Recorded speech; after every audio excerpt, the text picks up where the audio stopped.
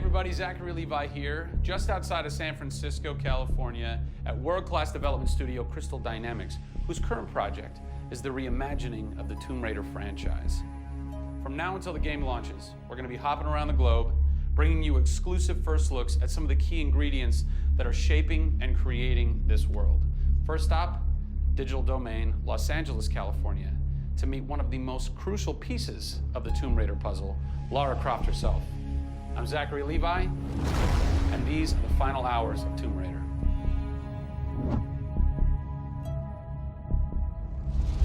Digital Domain. This is where they do a lot of mocap for big Hollywood films and video games like Tomb Raider. And today, we are gonna meet the new Lara Croft, who is around here somewhere. Oh, teaser. And this is where the magic happens. I think that might be the new Lara Croft. That's the new Lara Croft.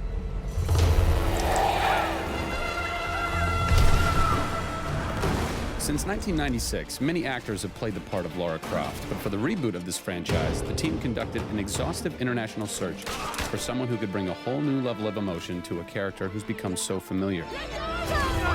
In late 2010, a young English-born actress was chosen to become one of the most recognizable characters in video games. My name is Camilla Luddington. I'm a British actress living in Los Angeles. I am the voice and character of Lara Croft, the British heroine. When I was first approached for it, I really felt overwhelmed at the honor of playing an icon like Lara Croft. I think I screamed in my car, actually, when I heard that I got the role. Lara Croft, one of the most iconic female characters in all of gaming. This is really her origin story, how Lara became the super badass that she is in later years. She is just a young, naive, perhaps 21-year-old who has a thirst for adventure. We're used to seeing Lara Croft as just the cold-hearted, almost killer, and she's a badass and everything, but I think in this, you see her struggle. You can do this, Lara. Please come and get me. When we went through the process of looking for actresses the world over, I mean, this was Europe, this was LA, we had hundreds and hundreds of actresses that were whittled down, and we ended up with Camilla. She had sort of that rawness that we wanted.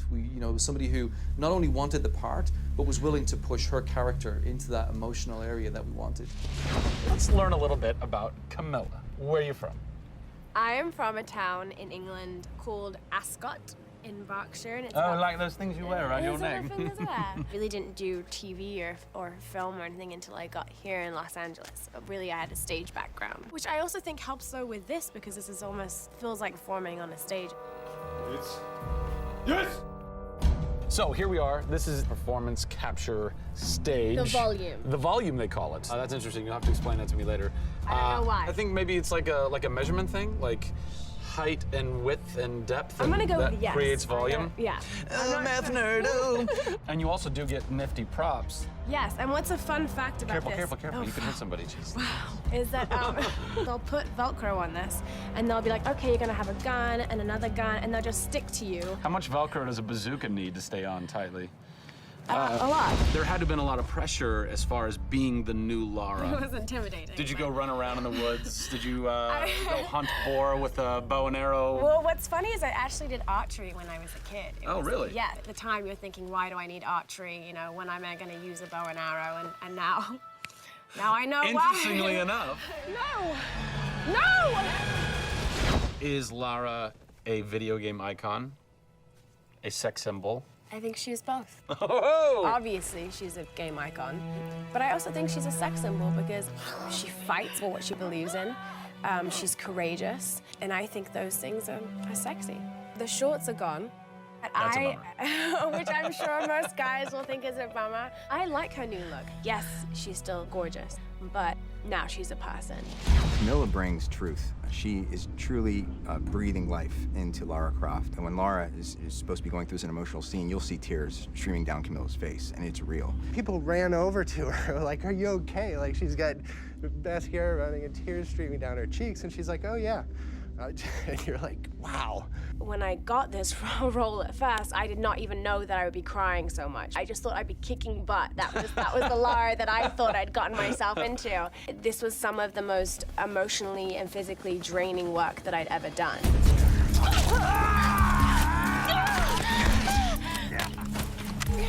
This is the very first time I get to see this.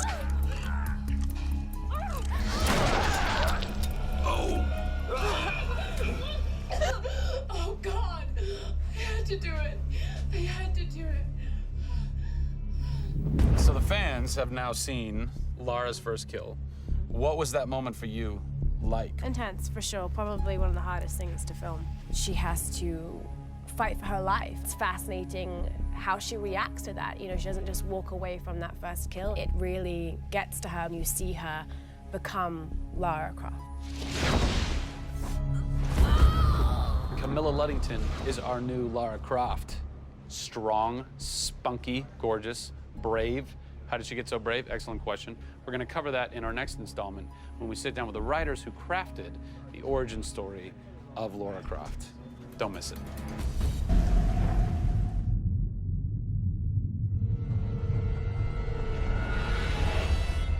Hey everybody, Zachary Levi here in downtown San Diego at Comic-Con, more specifically at Nerd HQ, which is the epicenter of all things Tomb Raider.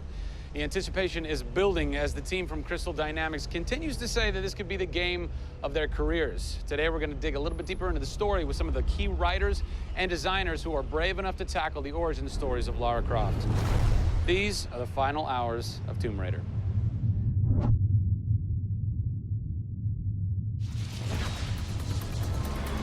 We're in downtown San Diego.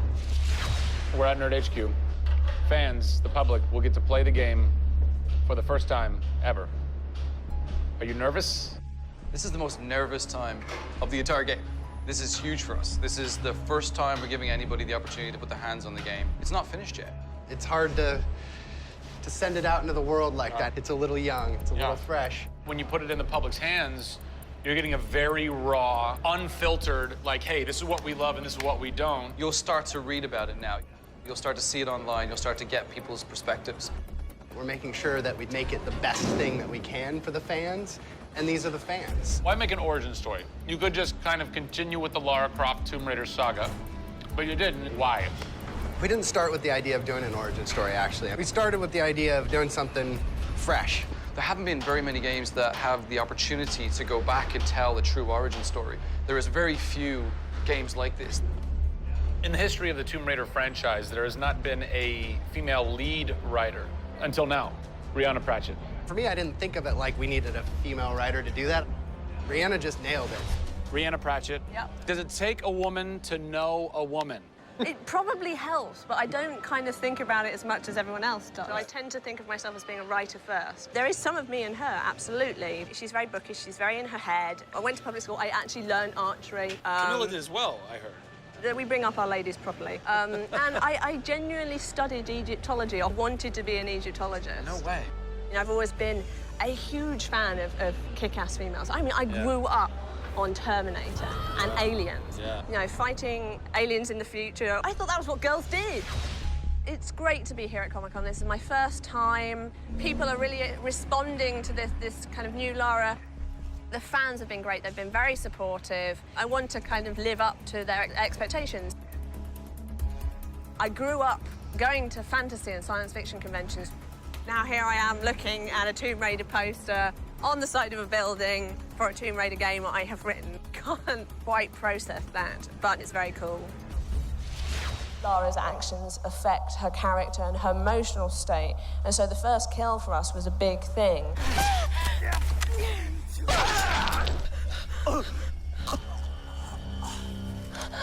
It's not comfortable to watch, and it shouldn't be. Oh, God! And it is about picking yourself up, despite the fact that you're scared. You can't have bravery without fear. In video games, you're kind of tweaking all the way down to delivery. Yeah. Blessing or curse. Games development can be quite harsh on narrative. You know, you can lose levels or characters. You have to be amazingly flexible. When is the script finally finished?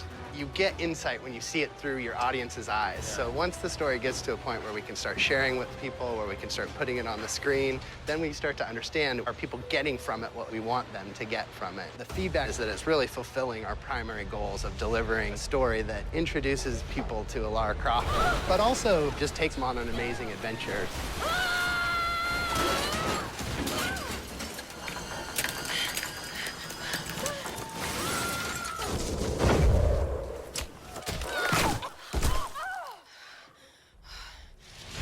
John Stafford, you're kind of the dialogue typist, word monkey. The words that you've been speaking for Yes. so long Yes. are from this everything man. that I've been through that's been extremely emotionally draining and painful, I have him to blame for. So we'll have words later about it. What were the challenges stepping into the heart and mind of a character like Lara Croft, who we've known for quite some time? Yes. Players' expectation is. You want to just jump right in, guns blazing? Controller, I'm awesome. I'm awesome. We want that. That's what video games basically allow gamers right? to feel. I am awesome. Challenge for me is to show her vulnerable. We're shipwrecked on an island inside the Dragon's Triangle. Still have a very playable game, but also show real emotional character. It's very difficult to do that in game. Please come and get me. You can do this, Lara. When you have really extreme circumstances, you have really extreme emotions. What the hell? Can't hide from me, outsider. It's all about her survival. She's basically willing to do whatever it takes. There's people trying to kill you. Things are really extreme. Listen, I'm gonna get you out of there. I promise. I promise. I didn't want any lines to sound gamey. There was a good collaboration of making sure that really that didn't happen. That's very difficult writing. How do you write a line that isn't just like, I should go there? Yeah. Yeah. That's... I bet there's something hidden in that crate. I want you to love this game in a way that really feels like the first time you played it, but do it in a way that people have never seen before. For me, it's crazy not to look at this as an opportunity to really start that dialogue. This is a game of our careers. This truly is the first time to sort of say, okay, this is it. Well, now that we know a bit more about what it takes to reimagine an icon from the ground up, we're headed east to go behind the sounds of Lara's journey. A journey that is heightened and shaped by cinematic score and sound design. I hope to see you on the next episode when we talk to who's behind what we're hearing in Tomb Raider.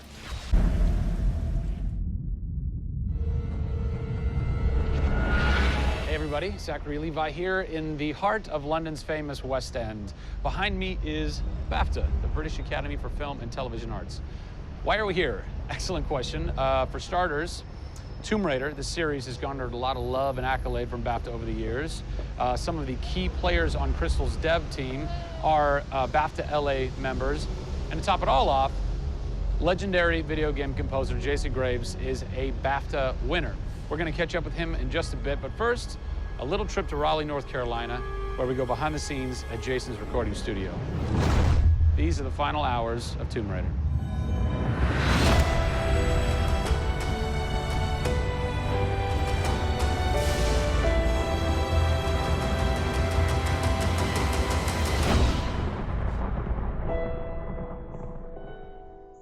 First thing we did was the theme. There have been many composers in the games or the films, but they've always used the original theme. They said, we want to start with a clean slate, new theme. I did it on piano, very simple. I was really scared just to send it because I'm like, I don't know, I think this really works, I think I like it. We ended up taking that exact theme. The first demo I sent was on the first trailer. That exact same arrangement.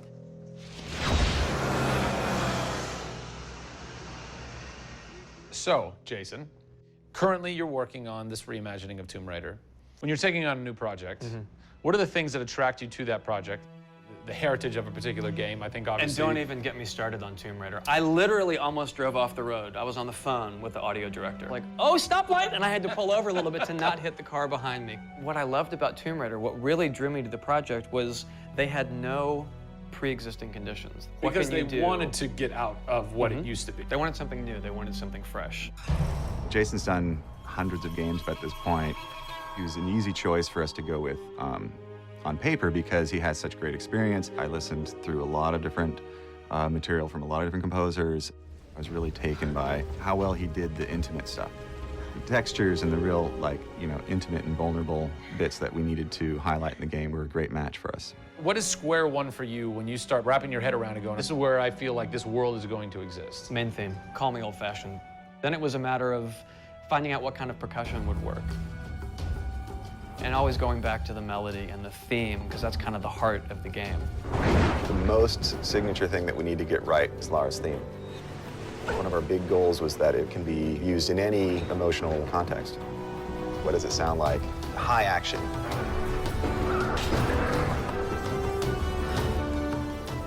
What does it sound like when she's in pain? For music, the gameplay and the concept art, especially with the scavengers and kind of the shanty town, corrugated metal, how everything's kind of this amalgam of different stuff that they found on the island. It's like, that's what I want the music to sound like.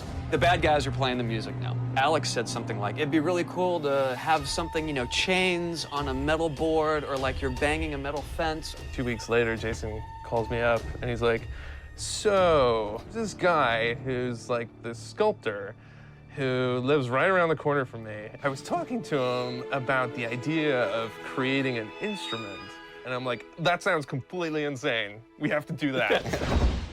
Tackling the score to one of the most iconic franchises in the world brought a unique challenge. How best to capture the emotional timbre of the characters and island in music? People, I give you the instrument.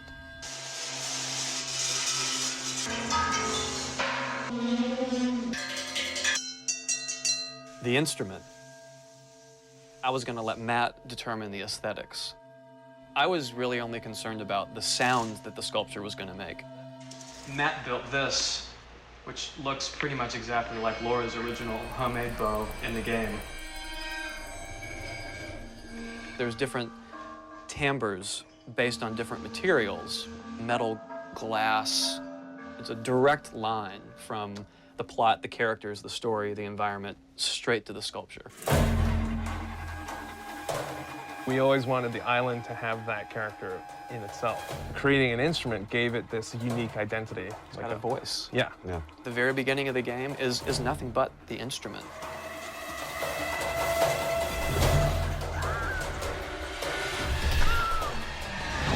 Who do you look at in video games or in film that you go, what they've done has shaped who I am and what I do for a living? They're all dead, unfortunately. What? Yeah, I know. It's classical composers. All classical? Yeah, I'm kind of going directly back to the source. Yeah. Prokofiev's, Tchaikovsky. Even for some of the scary stuff, you've got Penderecki, who's a Polish composer. Actually, he's still alive. It kind of goes back to ballets or opera, which is kind of the precursor to film and video games. You know, they were telling a story. Yeah. And that's what I love about that music. It tells a story. Even if you don't know the plot, you can listen to it. And film music's the same way. It's tough with games to do things that are subtle.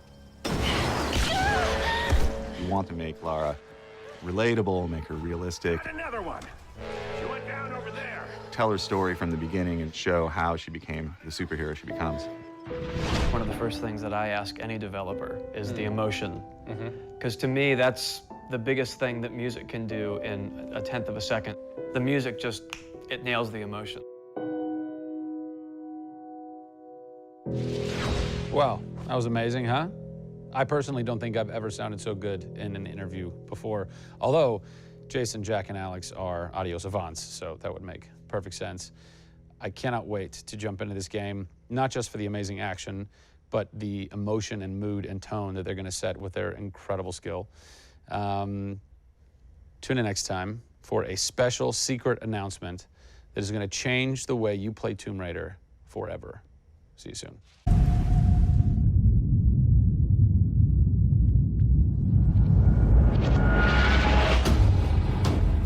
Hey everybody, Zachary Levi here.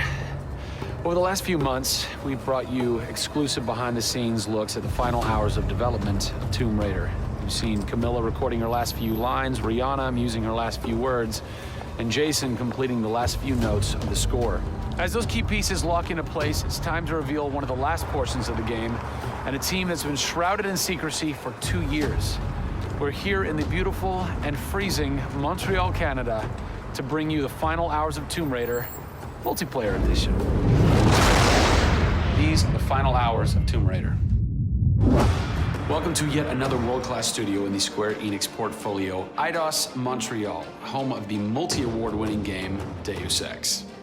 Locked away in one of the far corners of the studio is a team of experienced, passionate professionals who have been specially brought together to create the first ever multiplayer component to the Tomb Raider universe. Let's meet the team behind the vision, direction, and decisions, and hopefully get a chance to play a few rounds. Here we are at Eidos Montreal. Before we get into why we're here, Carl, you now have an amazing stash, my friend. What is the impetus behind this? As a studio, we've been participating in Movember. A good friend of mine, JJ Owens, works for Movember in LA. And we set up the gaming challenge, and we brought studios from all around the world together. I think so far we've raised somewhere in the region of $140,000, $150,000. Well done. Been a big success, although my wife doesn't necessarily always approve. She hates it? Oh, my wife wakes up in the morning. She says that she hates it. She secretly loves it. What were some of the factors that led to a multiplayer facet to this new Tomb Raider? When we started developing sort of our vision for reimagining Tomb Raider, on paper, it was all about single player. And as we started to build that world out, we had the island, we had the Solarian, the scavengers. We started to realize that we had this canvas. Great warring factions, great landscapes. Yeah, we had all these really awesome places where it was all about traversal and single player. When we started looking at that, we thought, wow, well, what about multiplayer? Part of the genesis of that was Lara Croft and the Guardian of Light that kind of cracked open a door to lead you guys into the multiplayer into here at Eidos Montreal. Guardian Light was a downloadable, a smaller scale project, and that allowed us to sort of take the risks that we wouldn't necessarily take on a full-blown project. Guardian of Light was our Pixar short. It's the idea that whilst you're building your big project, you're always thinking about that next thing, but also allowed us to be able to start understanding co-oping and networking. It was a game that actually brought Tomb Raider fans together for one of the very first times. You hear them in their ear and they were having fun. And as a result of that, that led to us thinking about multiplayer. Hopefully our single-player experience we're delivering is a very sort of single-player, solitary, immersive type of experience. But at the same time, we believed tomb raiding together with friends would be fun. Tomb raiding, I think that's the first time I've ever heard that term. I like that. It's fun. You know, axe climbing and zip lining and the traversal that we get in there and the traps. For me, it was very sad to have that catch-22 of it would be great to do this in multiplayer, but we just can't split our resources like that. And that's how Eidos Montreal came about. We had staffed up our team to develop a single player. Everybody was gelling together really well, and it wasn't something that we wanted to just bolt on. We always said if we were going to do it, we're going to do it right. If you could have a fan play the multiplayer for the first time, what do you want them saying? For me, they're kind of different moods. It's not like I do one or the other. It's kind of like sometimes I turn down the lights and just play that single player experience. And other times I want to just jump in and have fun and start killing fools. Joe Curry, producer of multiplayer on Tomb Raider. It's the first time Tomb Raider has ever incorporated multiplayer. Yeah. And you're in charge of that. Yeah. What's running through your mind when you get that call? Well, first off, exciting, right? I mean, we're all huge fans of Tomb Raider on the team. I mean, we grew up with Lara Croft. But when we spoke to Crystal, like, we want to do multiplayer, and we're thinking, how do you do that? It's always been Lara's story. You've been in charge of creating the first ever Lara Croft Tomb Raider. No pressure. Multiplayer. No pressure, Zach. Thank you. What are some of the main pillars that you brought over from the single player to the multiplayer to make those two worlds cohesive? The element that really stuck out was survival. Group surviving together. Right. But then traversal, the ability to go up and down and kind of everywhere in a level. The weapons, you know, the characters. What did you guys have to tweak in order to create an engaging multiplayer experience that wouldn't necessarily work with the pieces that were in play with the single player experience? One example is the bow. Especially in the reboot, it's so iconic that we had to make it work for multiplayer. You have a certain forgiveness when you play single player. Multiplayer, players expect snappiness. I shoot you, I expect you to go down, or you can just do what I do, which is take out the biggest gun and just run for them and shoot them out. The environment itself can be a threat. The Solari, you know, the guys that are on the island have had a chance to prepare traps. We've got things like an ammo box that looks like an ammo box, but it's really an explosive device. I need ammo, and it looks just like the regular ammo box, and then you're gonzo. We have a lightning rod. You'll get a lightning strike on the rod, and then you'll eliminate your enemy. First and foremost, we want to be humble. We want players to just have a really memorable experience. I had fun doing this. Do you remember when we set that trap? Moments that the players will come back to and talk about experiences that they've had for themselves, not necessarily the game offering them experiences. Absolutely. So, Joe, behind us we have the QA team, or the quality assurance team. They're a part of the development team. They can tell us what we need to fix and what's working and what's not. When do I get to game test? When do I get to get my hands on the game? Soon. We got a surprise for you first, Zach. So, when I was approached to host the final hours of Tomb Raider, essentially the biggest ask, not even ask, tell that I had was, I want to be in the game. I want to have a cameo, I want to have something. So guess what? Boom! Boom! Boom! I'm a playable character in the multiplayer Tomb Raider. How sick is that, Joe? You and your team are awesome. I can play with myself, virtually. Are we ready? Oh, that burns! You suck! Get those transmitters running. Radio transmitter activated! We're getting off this damn island? We send this sailor. Beautiful. I would like to try and kick your butt as me in this map right now. Should we try it? All right. Bring it. Let's do it. It's happening right now.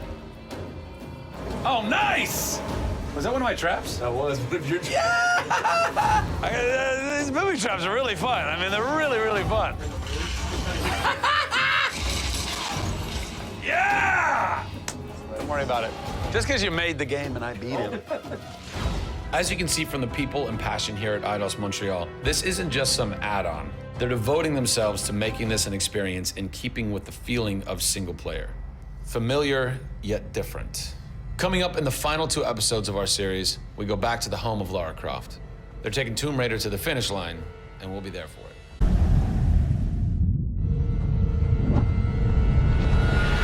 Hey everybody, Zachary Levi here, again for the final time, back full circle in Redwood City. Behind me, inside, critics and fans alike are getting some hands-on experience, an hour's worth of gameplay of pre-release code. Simultaneously, the studio dev team is hard at work crunching, optimizing, and polishing all the last little bits of code for what we will all come to know and love as the new Tomb Raider. It's a culmination of everything, and the clock is ticking. These are the final hours of Tomb Raider.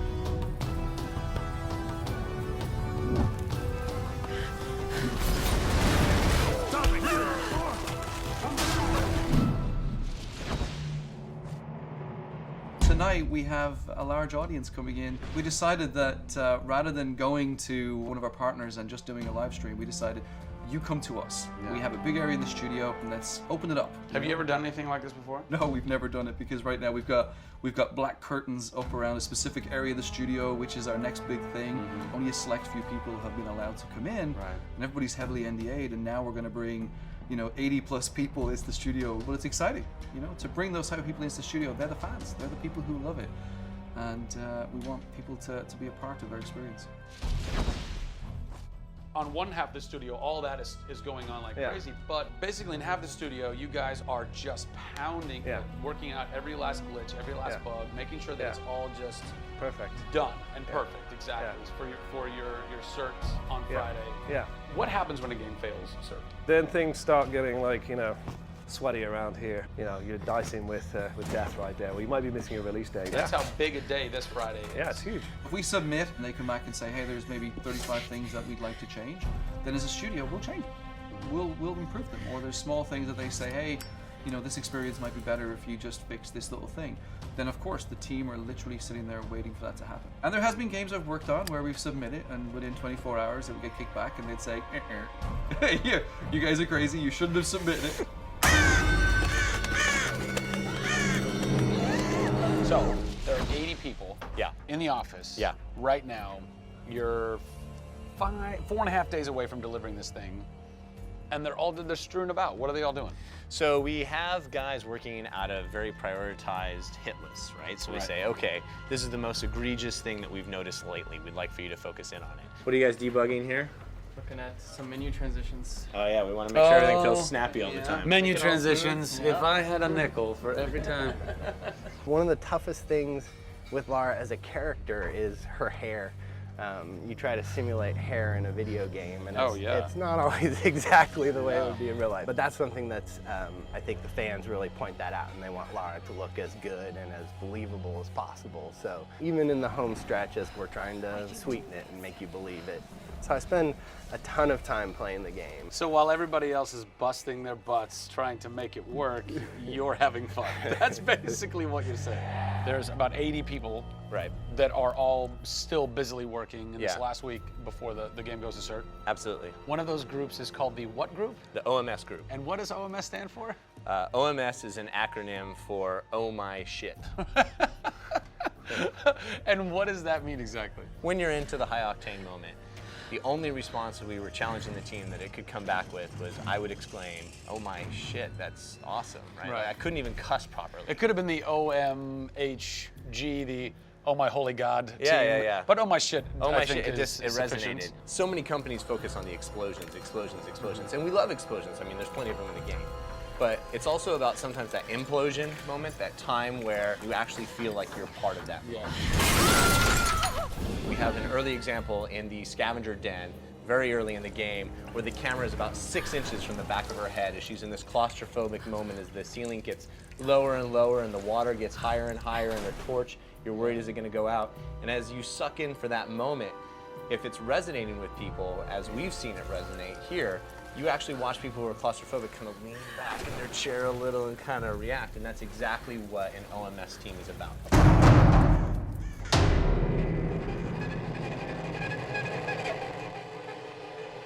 You feel confident that in 4 days, in 4.5 days, this thing is like ready to ship and ready to rock and gonna blow people's minds? Well, how about we look at that? I got a board that'll tell us. Oh yeah, where's your board? Right over here. I'm a stats guy, right? Okay. Like, it's gotta be like the McNamara version of reality, right? So, and getting things done, like it's very NORAD-like with the update on where we are with bug count. So we have the number of days that we wanna count down for, the priorities of what people are given against, and then an overview of how many things are remaining to be resolved per person. Carrie's got her work cut out for her. Come on, Carrie.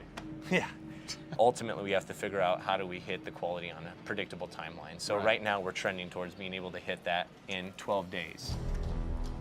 But you need to deliver in 4.5. Correct. So what does that mean? I need to go right now. Where's your head out right now, knowing that in 4 days, it's got to be completely done? I'm super critical of what we do. You know, you tend to be perfectionists. I'm absolutely that way. It's more like, this is leaving now. You're done working on it because time's up. And you're like, but there could be one more thing I could do. It's a weird feeling because it's been part of our lives for a very long time. How long have you been on it?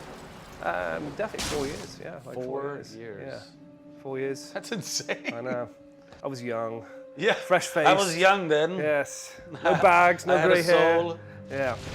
It's been a roller coaster ride, and during that time we've been around the world, we've gone to shows, we've shown press, we've given hands-on, we've had community events, we've been in San Diego with you at Nerd Machine. We've seen people excited to see this and play this game, and it's been awesome. It's not just about Lara's arc, it's about the arc of people who've come in to the roles. You know, we've had people come in as animators and move up to the highest levels in their profession along these 4 years. So people have grown in these roles. Families have expanded, kids have been born, but we're coming to a point now where we're, you know, probably 70, 80 plus days away from launch, and this phase has come to an end. You know, it's been awesome. With less than a week to go before console certification, the last few bugs to squash, and a general lack of sleep all around, this production is definitely going to go down to the wire. Will they make it? Join us next time on the final hours of Tomb Raider to find out.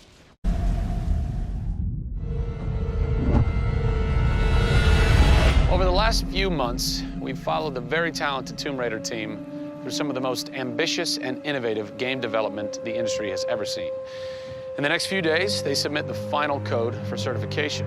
If they pass, game ships on time and everyone gets some much-deserved sleep. If they fail, well, let's not talk about that. I'm Zachary Levi, and these are the final hours of Tomb Raider.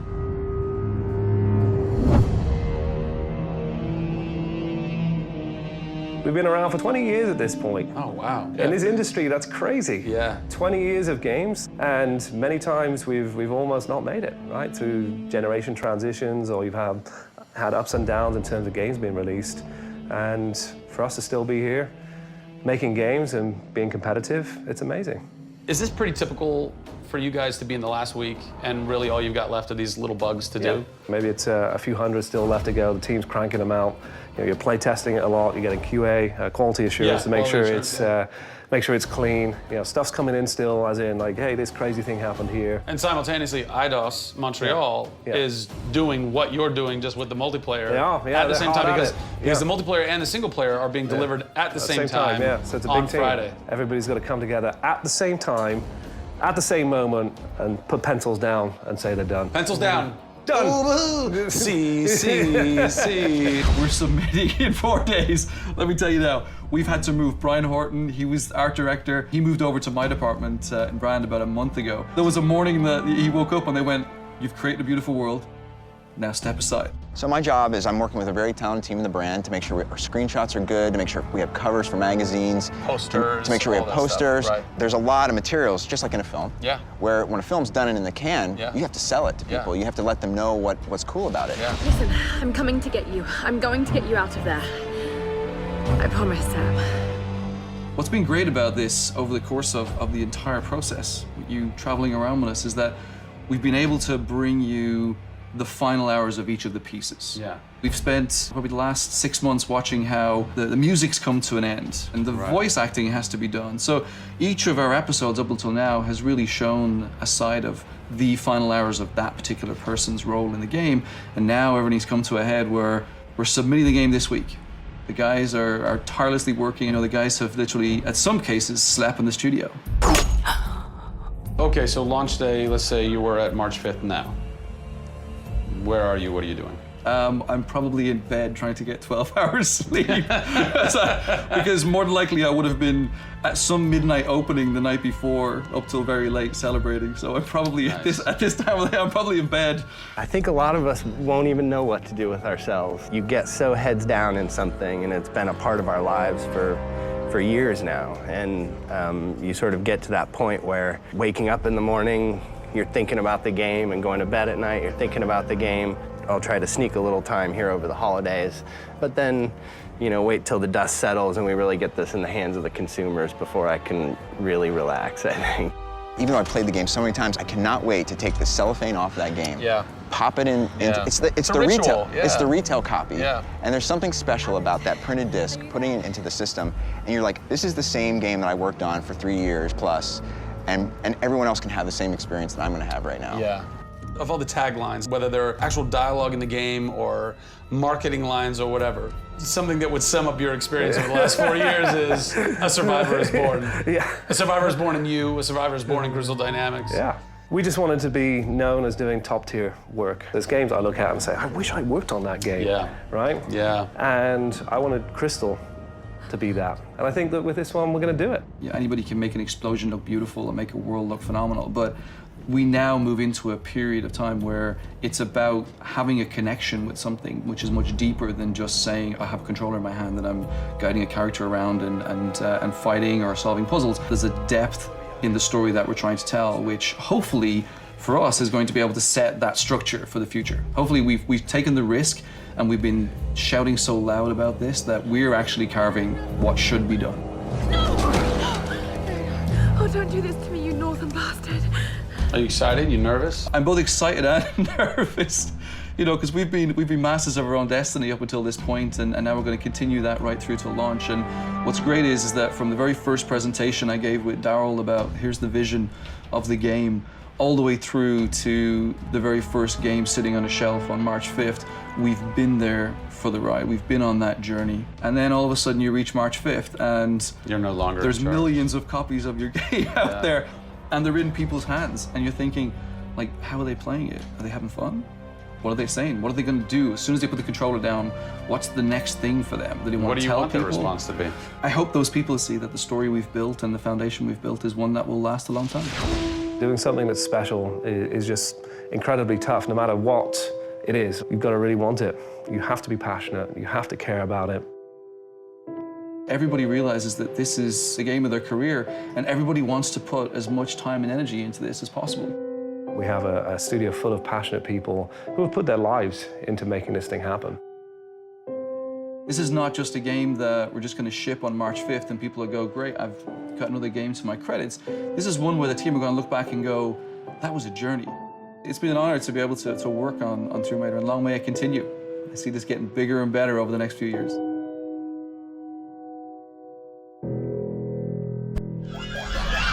A famous explorer once said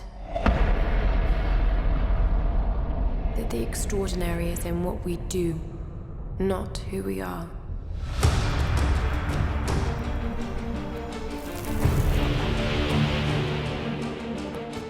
I'd finally set out to make my mark. To find adventure.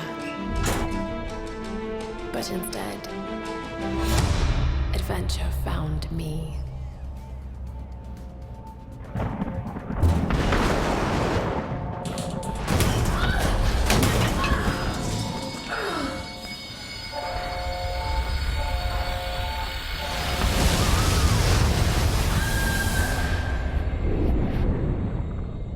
In our darkest moments,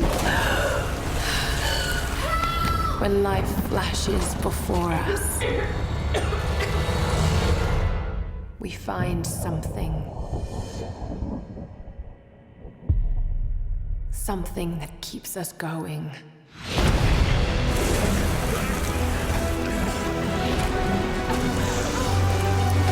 Something that pushes us.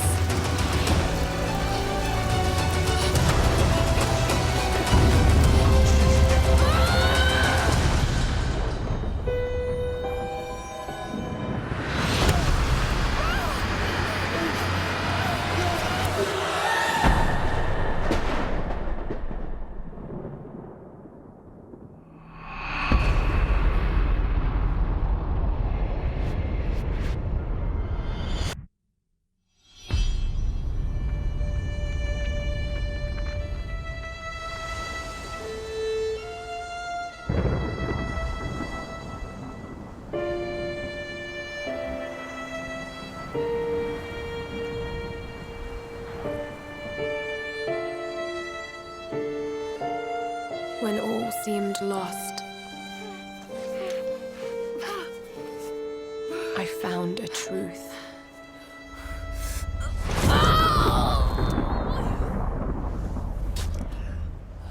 And I knew what I must become.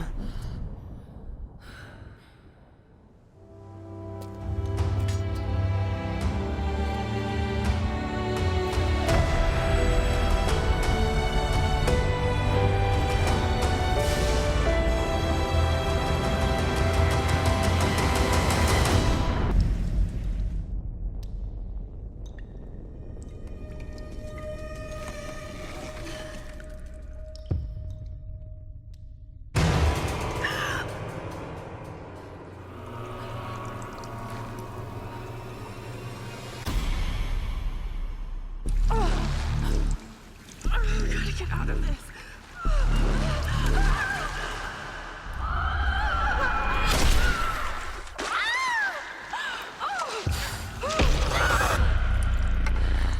What is this place? Oh God, Steph. Need to find a way out.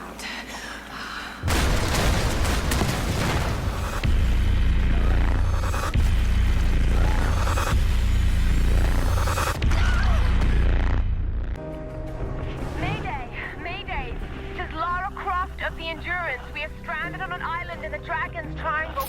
We need help and medical supplies. Please respond.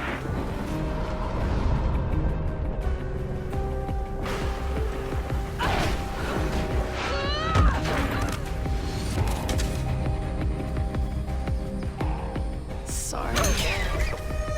Lara! Roth, please come and get me. Easy, easy. We're regrouping at my location.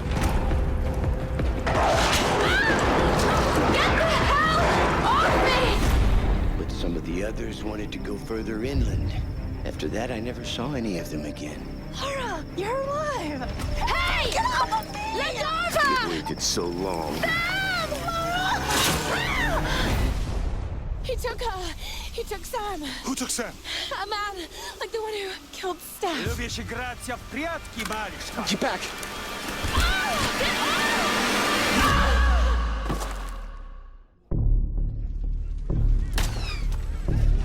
No one escapes.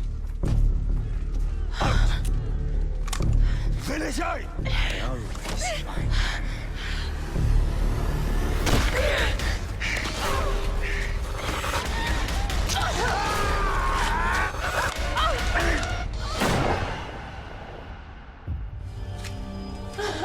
You can do it, Laura. After all, you're a Croft. I don't think I'm that kind of Croft. Sure you are. You just don't know it yet.